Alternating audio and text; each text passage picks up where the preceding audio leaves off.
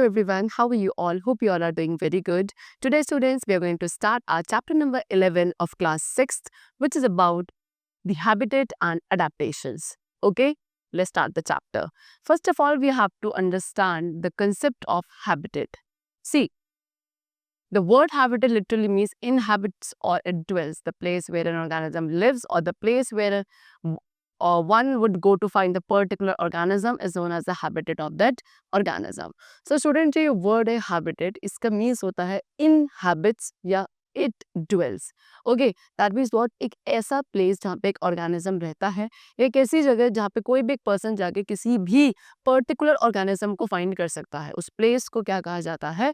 Habitat कहा जाता है इस organism का. ठीक है. So किसी भी organism का जो habitat है वो actually क्या वहाँ की environmental conditions को represent करता है जो किसी organism की suitable and proper growth के लिए necessary है. ठीक है. एक habitat, food, shelter provide करता है किसी भी organism को. If we talk about plants, they do also have their own habitat. The beautiful orchid, for example, grows from the branches of tall trees in the rainforest. The branches of these trees are the orchid's habit. ठीक है. Habitat जो है usually refer as the large area. ठीक है. Habitat usually एक बहुत बड़ा area होता है, चाहे फिर आपका पॉन्ड हो, फॉरेस्ट हो, एस्टुअरी हो, डेजर्ट हो, ओशन हो, anywhere. Okay, so the types of habits. So majorly 3 types of habitats are there. That is aquatic habitat, जिसे आप water habitat भी कहते हैं. Next is terrestrial habitat, जिसे हम land habitat, and the third is aerial, which is known as anaerobical habitat also. Okay, first of all we are going to talk about aquatic habitat. So aquatic habitat आपके fresh water या marine, that is sea water होते हैं. इसके अंदर lakes, reservoir, pond, spring, stream, river and sea सभी included है. Next is terrestrial habitat. Land जो है मोस्ट वेरिएबल हैबिटेट है जिसमें फॉरेस्ट, डेजर्ट, माउंटेन्स को इंक्लूड किया जाता है. नेक्स्ट इज एरियल और आर्बोरियल हैबिटेट.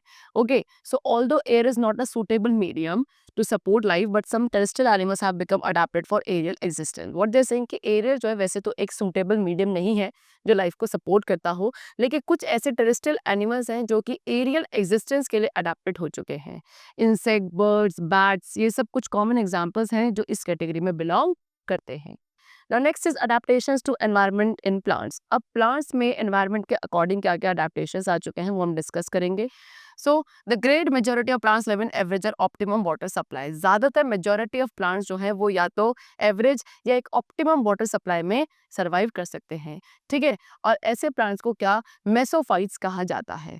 उसके बाद बहुत सारे ऐसे plants हैं जो कि adapt हो जाते हैं excessive water supply के लिए, जिन्हें हम bryophytes कहते हैं. कुछ प्लांट्स जैसे कि कैक्टी ये अडेप्टेड होते हैं ड्राई हैबिटेट में रहने के लिए, यानी कि इनको ज़्यादा पानी की रिक्वायरमेंट नहीं होती है. इन प्लांट्स को कहा जाता है xerophytes. Okay, and some plants belong to mountain regions and at the conditions prevailing there. कुछ ऐसे प्लांट्स हैं जो माउंटेन रीजन्स को बिलोंग करते हैं एंड वो वहीं की कंडीशंस को क्या कर लेते हैं, अडेप्ट कर लेते हैं. Now adaptations in mesophytes. सबसे पहले mesophytes में क्या क्या adaptations हैं. So I told you mesophytes कौन से plants होते हैं जो moist habitat में रहते हैं and well aerated soil में survive करते हैं. So उनके पास क्या क्या adaptations होती हैं. Number 1, जो उनका root system है वो काफ़ी well developed होता है. Stem part जो है उनका generally aerial होता है and बहुत सारी branches होती हैं. And leaves are generally large, broad, thin and variable in shape. यानी कि leaves जो है काफ़ी large, broad, thin and variable shape में होती हैं. Next is adaptation hydrophytes. अब हाइड्रोफाइट्स में क्या क्या अडेप्टेशंस हैं. सो हाइड्रोफाइट्स जो प्लांट्स होते हैं वो ट्रांसपिरेशन प्रॉब्लम को फेस नहीं करते हैं एंड उनके पास कुछ ये अडेप्टेशन साइंस है which they have discussed you. For example roots. So hydrophytes की जो रूट्स होती हैं due to plenty of water, क्योंकि काफ़ी ज़्यादा पानी इनके पास प्रेजेंट होता है, तो ऐसे प्लांट्स की जो रूट्स है वो सेकेंडरी इंपॉर्टेंस की होती है. इनकी रूट्स या तो पूरी तरीके से डेवलप्ड होती है जैसे कि हाइड्रिला में एंड या फिर एब्सेंट होती है जैसे कि आपका सेरेटोफाइलम होता है. Next we come to stem. In most cases, ज़्यादातर केसेस में जो इनकी स्टेम है वो long, slender, spongy and flexible होती है. Example hydrilla and पोटामोजेटोन.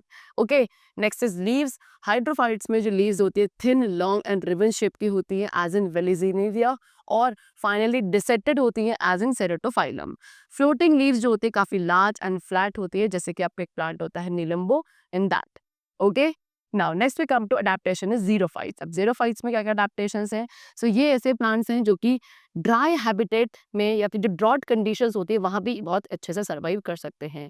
In habitats में रेन्स जो है वो काफ़ी स्कैंटी होती है, रेनफॉल ज़्यादा होता नहीं है, तो इसीलिए ज़ीरोफाइट्स को खुद को अडैप्ट करना पड़ता है कि वो अपनी बॉडी के अंदर वाटर को स्टोर करें एंड वाटर का लॉस अवॉइड करें, ड्राई कंडीशंस को अवॉइड करें। सो इसके लिए इनके पास कुछ अडैप्टेटिव फीचर्स हैं which they have discussed with us. Number 1, they are annual, यानी कि एनुअल प्लांट्स होते हैं, यानी कि अपनी लाइफ साइकिल को बहुत शॉर्ट पीरियड में कंप्लीट कर लेते हैं to avoid the dry conditions.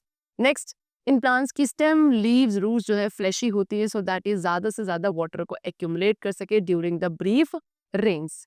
Many of these plants have spines, ज्यादातर इन प्लांट्स में स्पाइन्स होते हैं instead of leaves so that water loss ना हो। उसके अलावा कुछ प्लांट्स हैं जो अपनी लीव्स को क्या डेफिशिएंट रेन, यानी कि जब पानी नहीं होता, मतलब बारिश नहीं होती ज़्यादातर, उस कंडीशन में क्या करते हैं ये प्लांट्स अपनी लीव्स को शेड कर देते हैं। ठीक है, example capparis, opuntia, euphorbia, these are the examples of xerophytes. Next we come to adaptations in mountainous regions.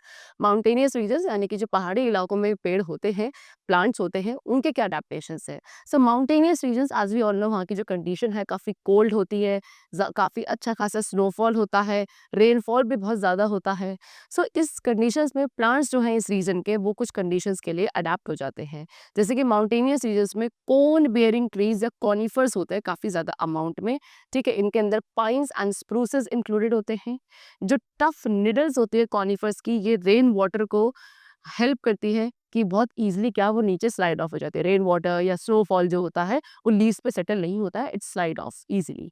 Okay, now adaptations to environment. अब एनवायरनमेंट के अकॉर्डिंग एनिमल्स में क्या क्या अडेप्टेशंस हैं? सो प्लांट्स की तरह एनिमल्स के को भी क्या सिमिलर प्रॉब्लम्स को फेस करना पड़ता है in different kinds of habitats in respect of available water. So animals जो है अपनी बॉडी को डेवलप कर लेते हैं खुद को अडेप्ट करने के लिए according to the various habitat as described below. So number 1, aquatic adaptations. तो फिशेस क्या है? एक्वेटिक एनिमल है जो कि एक्वेटिक लाइफ के लिए बहुत अच्छे से अडेप्टेड होती है। इनका जो बॉडी स्ट्रक्चर है उनके अकॉर्डिंग भी इनको बहुत सारे अडेप्टेशंस मिले होते हैं, जैसे कि स्ट्रेम लाइन बॉडी, यानी कि इनका हेड, बॉडी एंड टेल जो है कंप्रेस्ड होता है, जिसकी वजह से इन्हें एक लॉन्ग स्ट्रीम लाइन शेप मिलती है। ओके, एंड ये शेप काफ़ी ज़्यादा सूटेड होती है सो दैट ये वाटर के अंदर एक्टिवली मूव कर सके, बिकॉज ये काफ़ी लिटिल, ये जो शेप है इनको या तो बहुत कम या बिल्कुल भी रेजिस्टेंस ऑफर नहीं करती।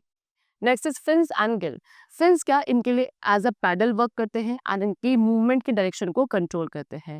एंड गिल्स गैसियस एक्सचेंज में हेल्प करते हैं in water and work as respiratory organs. Next is swim that bladders, that is air bladders. So इन ब्लेडर्स के थ्रू फिशेस क्या कर सकती है, खुद को मेंटेन कर सकती हैं at a desire depth of water. Next is desert adaptations. अब डेजर्ट अडेप्टेशंस क्या है? सो डेजर्ट एनिमल्स जो हैं उनकी जो अडेप्टेशंस हैं वो क्या है, एक्चुअल में एडजस्टमेंट्स हैं टू लिव विदाउट वाटर, ऐसे एडजस्टमेंट जिसमें वो पानी के बिना सर्वाइव कर सकें। उन एडजस्टमेंट को क्या डेजर्ट एनिमल्स के अडेप्टेशंस में इंक्लूड किया जाता है सो दैट ये वाटर कंजर्व करे, खुद को प्रोटेक्ट करे against high temperature, sand and enemies. ठीक है, तो यहाँ पे कुछ आपको अडेप्टेशंस गिवन हैं जो डेजर्ट एनिमल में कॉमनली देखने के लिए मिलते हैं। तो मोस्ट डेजर्ट रॉडेंट्स, ज़्यादातर डेजर्ट रॉडेंट्स जो हैं वो आपके ड्राई सीड्स पे रहते हैं और उनको ज़्यादा ड्रिंकिंग वाटर रिक्वायर्ड नहीं होता। कुछ रॉडेंट्स जो है फ्लैशी कैक्टी को या कुछ बाकी प्लांट्स को खाते हैं जो जिसमें वाटर स्टोर रहता है। डेजर्ट बर्ड्स को भी ओकेजनल ड्रिंक चाहिए होती है from dew and other sources. Next is most desert animal burrow deeper into the ground to escape from the direct rays of the sun। ज़्यादातर डेजर्ट एनिमल्स जो है डीप अंडर द ग्राउंड खुद को burrow कर लेते हैं so that वो सन की डायरेक्ट रेज से खुद को प्रोटेक्ट कर सके। Next lizards. लिजर्ड्स अपनी बॉडी को क्या ग्राउंड के कांटेक्ट से काफ़ी दूर होल्ड करती हैं on the long thin legs. Protection against the natural enemies. Natural enemies के अगेंस्ट जो प्रोटेक्शन है वो उनको अचीव किया जाता है किसके थ्रू, उनके प्रोटेक्टिव कलरेशन या जो उनकी बॉडी पे स्पाइनी कवरिंग्स होती हैं उनके थ्रू वो खुद को अपने एनिमीज से प्रोटेक्ट करते हैं। इनके जो लिम्स है काफ़ी लॉन्ग होता है, पैडेड फीट होता है सो दैट इज सैंड पे इजिली रन कर सकें एंड खुद को काफ़ी लंबे डिस्टेंसेस तक क्या अपने फीट्स एंड लिम्स के थ्रू डिस्टेंस को कवर्स कर सके for food and water.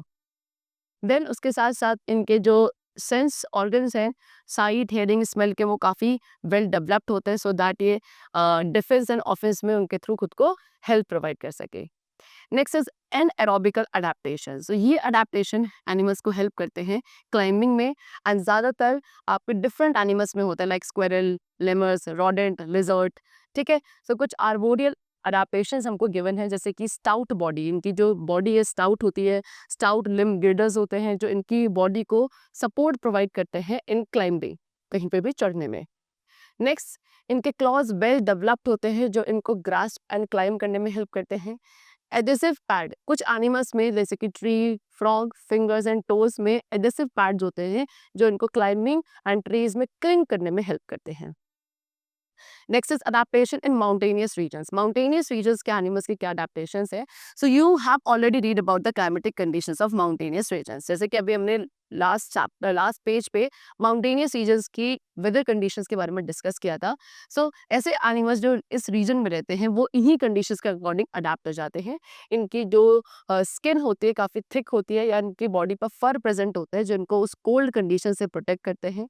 याक्स, you can see याक्स के पास काफ़ी लॉन्ग हेयर्स होते हैं सो दैट वो उनको वार्म रखते हैं। माउंटेन गोट के पास स्ट्रॉन्ग हूव्स होते हैं सो दैट ये इजीली माउंटेन्स के रॉकी स्लोप्स को स्केल कर सकें।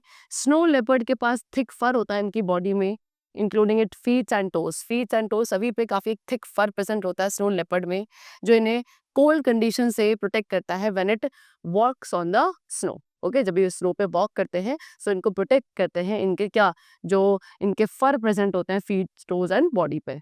ओके, चलो, so the chapter is completed. I hope you all have understood it very well. Let's meet very soon. Till then, take care and thanks to all.